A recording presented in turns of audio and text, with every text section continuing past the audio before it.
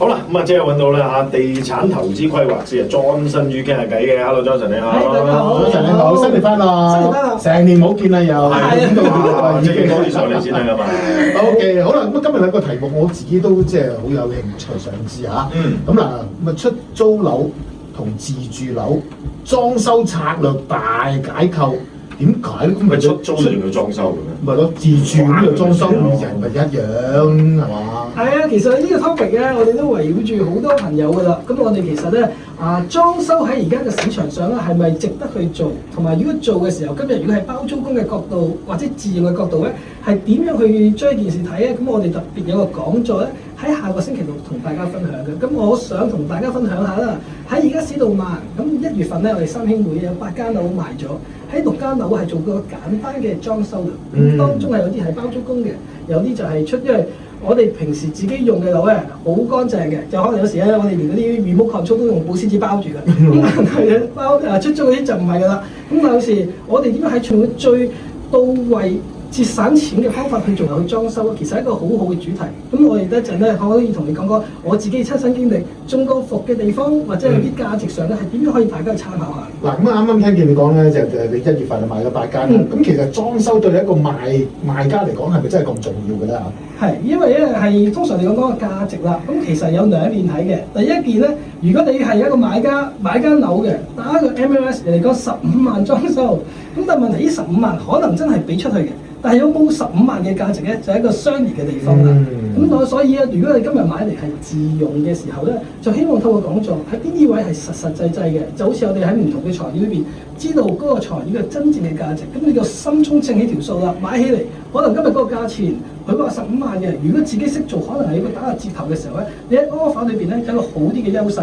即係嗱，因為咧，即係材料係嘛，我哋唔熟嘅，咁你或者呢個 drywall 又唔知點，嗰個地板唔知點咁乜要咁貴1尺嘅咩？你真係唔知㗎嘛，係咪？咁嗱，今次你呢個主題咧，即係入邊嗱就係出租樓 VS 即係自住樓啦。副題方面有啲咩值得大家留意？咁我哋嘅副題咧就會係睇下呢樣嘢，我哋如果喺投資嘅現金流啦，回報嗰時點樣可以有效去做到現金回？咁如果我自己試過出租樓啊，人哋同我講3蚊1尺木板，我而家嗰間樓 townhouse 2000尺嘅。你覺得如果3蚊同2000尺嘅，你個心目中打條數係幾多錢咧？如果材料嘅話，3蚊啊，同2000尺嘅，6000。你啱嘅。我咧嗰時就係咁樣啦，但係其實諗真下喎，其實一間樓裏邊包括咗廚房，包括咗廁所係冇木板嘅。咁所以我哋對於需要咁多料 exactly 啦。咁所以我哋如果打個7折咁樣，咁其實就1400尺，乘翻3蚊，講係4000幾蚊。咁我哋呢啲咧就係用出租個包租公嘅角度咧嚟睇個成本嘅計算啦。頭先聽你講咧話有啲實例咧，你不如講啲實例嚟聽下。有好多啊！如果實例我哋咧，如果用自己嘅學費嚟講咧，就好似我哋用自住樓嚟講。我哋成日講好似 Vinyl、Laminate 木板啫，或者 Angie 木同 Hardwood， 咁真正係要睇出嘅分別咧。我自己做咗20幾年嘅地產，但係我都唔係裝修專業。喺呢幾年咧，係慢慢滾打滾爬去裏邊做嘅，先知道原來真係縱觀係同一個系列嘅分別。就好似我哋用最簡單啦 ，Hardwood 裏邊有一個叫 Angie Wood 嘅啦。咁人哋話點解師傅有啲可以去到4蚊尺又有啲去到6蚊尺嘅？其實睇個厚度，因為我哋到時咧可能用幾年。或者有啲細路仔嘅車整翻去，可唔可以再重新打磨？如果用0.1咁薄嗰啲咧，係打磨唔到嘅。但係用0.3或者再厚啲係打磨到嘅。同埋佢啲入水嘅位咧係有幾種唔同嘅方法。咁所以啊，我哋睇呢幅嗰時咧，就要睇埋呢啲嘢。咁所以咧，我覺得喺自住樓嘅時候咧，尤其你自住想做好少少、用耐啲嘅，未必單單係睇最平，反而真正嘅性價比。又或者我用一個例子啦，喺3年前我自己一間 townhouse 要裝修嘅。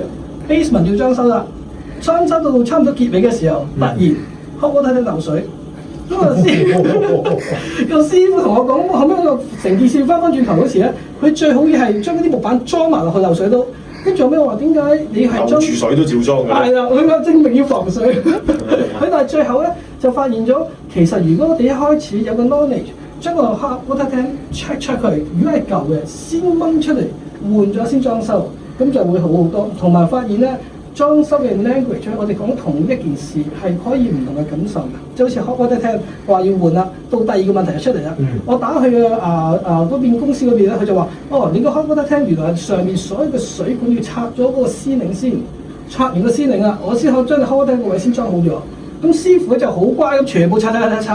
點知道我哋個鬼佬公司入到嚟之後咧，入到嚟個老師傅就話唔需要，其實我淨係話翻你個定嗰幾個位，師傅即場拆咧，你就唔需要重新個司令由頭整過。咁呢啲咧都係我自己覺得好多時，好似你下邊買樓嘅時候 unfinished basement 係一部洗衣機，或者 finish 咗嘅時候，嗰部舊嘅洗衣機搬唔搬翻出嚟先？搬唔到出嚟嘅話咧，你要換嘅。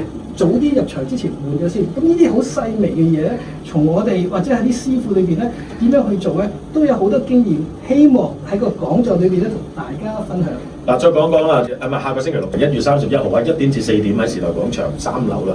嗱，咁其實今次除咗有 Johnson 之外，仲有冇啲咩嘉賓會講？有啊，今日我哋會請咗一個著名嘅呢邊嘅設計師。咁其實好多時咧，我哋講潮流、講顏色同埋裏邊嘅襯嘅嘢咧，咁佢會同大家分享㗎啦。咁第二咧就會揾一個係有 builder 經驗嘅一個裝修團隊。咁呢兩邊咧，一個有經驗啦，同埋有一樣咧就係實際案例，同埋咧實戰上，即係好似我哋講嘅洗手間好啫。我哋可能見到嗰個400蚊、500蚊嘅櫃。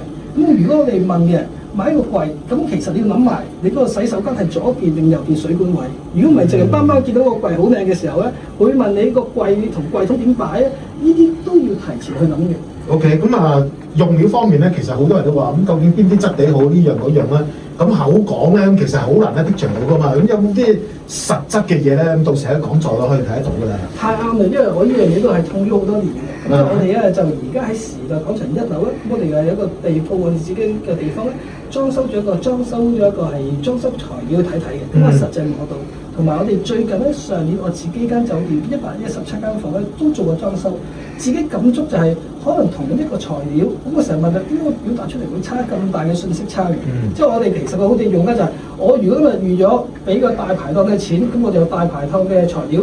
去5星級嘅就有一個5星級嘅材料或者個結果，但係我哋唔想係一個大排檔嘅材料，但係收5星級嘅價錢。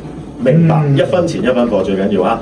咁所以避免啲冇效裝修啊、裝修必做位同埋後悔位嗰啲嘢，資料會提下啦嚇。嗱，詳情咧就留翻喺你個講座慢慢聽，但係咧使唔使報名先㗎啦？使唔使俾錢先咧？仲要係啦，錢就唔使俾嘅，最緊要大家嚟一齊學嘢，咁就會係我哋有個電話啦，647-370-8889，同埋我哋條 link 嘅喺我哋 Facebook 嘅網站咧都可以免費登記嘅。OK， 咁啊一定要預約登記啦，咁啊完全係免費啦，係咪？咁如果大家有興趣嘅話，記住呢個電話就係647-370-8889啊，咁啊座位亦都有限啊，先到先得啦，呢個係咪？係啊，下個禮拜六就係㗎，1月31號星期六啊，唔該晒，唔該晒，張生，好，好，拜拜。多謝。